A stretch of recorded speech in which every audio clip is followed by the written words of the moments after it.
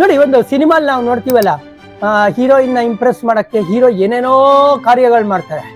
First half interval ಟೈಮ್ಗೆ hero 0 ಆಗ್ಬಿಟ್ಟಿರ್ತಾರೆ. ಅದೇ ತರ ಕೇಸು ನಿನ್ನೆ ಜಿತೇಶ್ ಶರ್ಮಾ ಸರಿಯಾಗಿ ಬೌಲರ್ಗಳನ್ನ ರೊಟೇಟ್ ಮಾಡಲ್ಲ. ಸೂಪರ್ ಆಗಿ ಬೌಲಿಂಗ್ ಮಾಡಿದಂತ ಕುಣಾಲ್ ಪಾಂಡ್ಯ ಕೇವಲ 2 ಓವರ್ನ ಹಾಕ್ಸಿರ್ತಾರೆ.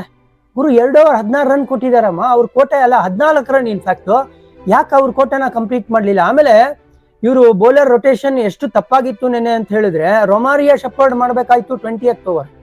ನಿನ್ನ ಪ್ರಮುಖ ಬೌಲರ್ ಯಾರು ಭುವನೇಶ್ವರ್ ಕುಮಾರ್ ಇದಾರೆ, ಎಸ್ ದಯಾಲ್ ಇರ್ತಾರೆ, ಇವ್ರಿಬ್ರಲ್ಲಿ ಒಬ್ರು ನಿಮ್ಗೆ 19th and 20th ಓವರ್ ಹಾಕ್ಬೇಕಾಗಿತ್ತು. ಅನ್ಫಾರ್ಚುನೇಟ್ಲಿ ಕ್ಯಾಲ್ಕುಲೇಷನ್ ಮಿಸ್ ಹೊಡಿತು. Because throughout the innings ಒಬ್ಬ ಲೆಫ್ಟ್ ಹ್ಯಾಂಡರ್ ಇದ್ರು ಅಂತ ಹೇಳಿ ಕುಣಾಲ್ ಪಾಂಡ್ಯಗೆ ಬೌಲಿಂಗ್ ಹಾಕಿಸದೇ ಇರೋದು.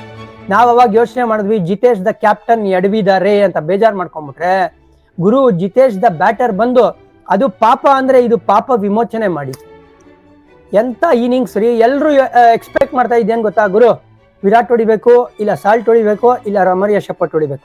ಟಿಮ್ ಡೇವಿಡ್ ಇರ್ಲಿಲ್ಲ ನಮ್ 11 ಅಲ್ಲಿ.